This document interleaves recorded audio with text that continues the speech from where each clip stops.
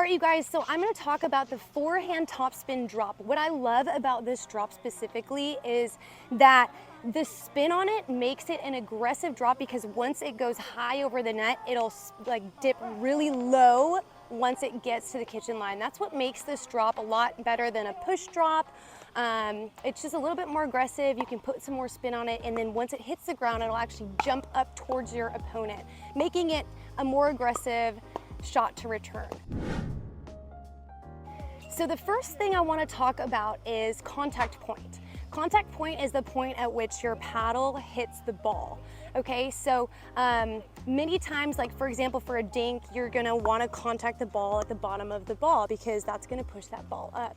On a drop, especially a forehand topspin drop, you're gonna wanna contact the ball in the bottom half quadrant of the backside. I know that was a big explanation, but basically if you have a pretend line going across this ball, think of it like an equator, you're gonna wanna hit the bottom half of the ball and not directly under it, but actually the back side. So if you hit the ball flat, like just on the side of it, the ball's gonna travel flat. There's gonna be no spin. If you contact just the bottom, that ball is just going to fly up. That's why you wanna find that sweet spot right in the middle, that back side, and really brush that ball with your paddle face. Next, we're gonna talk about the direction of your paddle face. So when a paddle is hitting the ball, especially for topspin, you're gonna wanna contact that ball where I said that contact point is, and the paddle is gonna go from that 5, 6 o'clock mark on the clock all the way up to a 1, 12 o'clock part. So I'm gonna show you guys kind of what this is gonna look like. So again, you're gonna contact that ball with the paddle tip facing down at 5, 6 o'clock, and you're gonna rotate that paddle all the way up to that 1, 2 o'clock once you swing through the ball. Again, the biggest thing with topspin is it's not directly pushing the paddle straight. You're actually brushing the backside of the ball. That's what creates the spin for that topspin drop. So again, you're contacting it low, paddle tip down, and then coming up to that 1, 2 o'clock part on the paddle face. So the best way to practice this is just to start off at the kitchen line.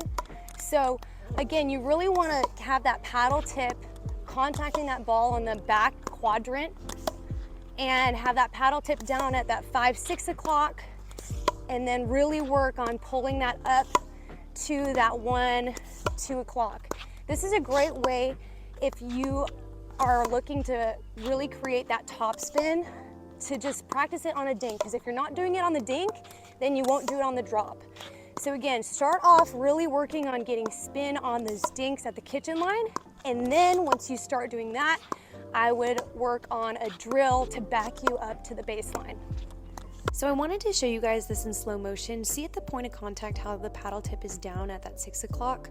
I'll go ahead and show you guys again. Watch where it ends at the follow through. So down at 6 o'clock mark, and then it flips all the way up to that 12 o'clock mark. That's how you get topspin. So a great drill to help you progress all the way to the back line is something that I call a Slinky Drill. So how it's gonna work is you're gonna have a partner on the opposite side of the kitchen line. They're gonna stay there the entire drill. And all they're gonna do is they're gonna feed the ball to you. You're gonna start at the kitchen line. And once you hit a successful topspin drop, then you're gonna take a step back. Now the whole goal is to, again, really work on the topspin drop. If you feel like, oh, I'm not getting that shot down, stay where you are, don't take a step back yet, and go until you achieve that topspin drop from that point. Again, you're gonna take one step at a time. The goal isn't to get to the back line as fast as you can. The goal is to really just work on the stroke and make sure that you're getting spin on those drops. I'm gonna go ahead and have my feeder start right here. I'm gonna hit 3 from the kitchen line, that's 1.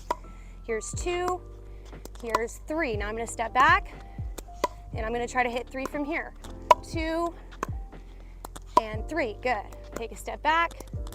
Ooh, missed that one. So I'm gonna make sure I stay there and make sure I complete 3 before taking a step back. So 1, 2, 3, good. Take a step back, 1, 2, 3, take a step back, 1, 2, 3, good. An added bonus is once I'm back here to now do the same thing, but now moving forward. So 2, 3, all right, I'm gonna move forward one step, 1,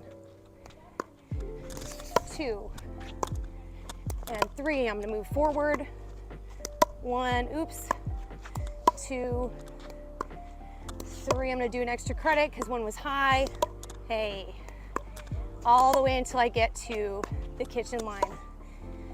Again, my goal is to be really trying to get action on that ball, getting my paddle tip down, contacting that ball below that equator, having my follow through out in front. All right, you guys, for an extra tip. Now this is if you feel like your stroke is really on.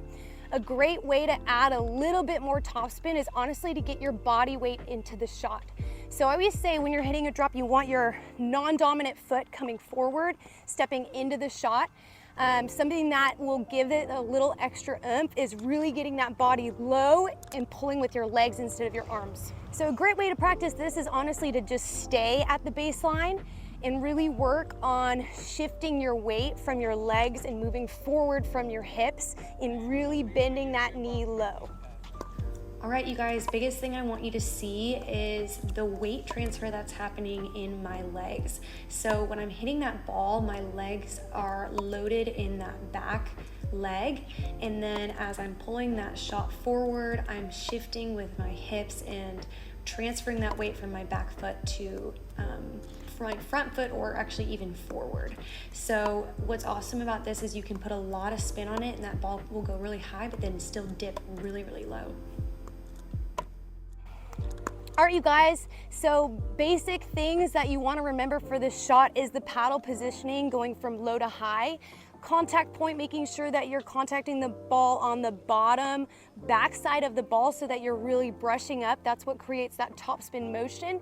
And again, making sure that you're getting your body weight into the shot, really having that non-dominant foot forward, pulling your hips into it, and really lifting with your legs instead of your arms. I hope you guys found this helpful. Make sure that you give me a follow at All Things Pickleball on Instagram and TikTok, and I will see you guys in the next one.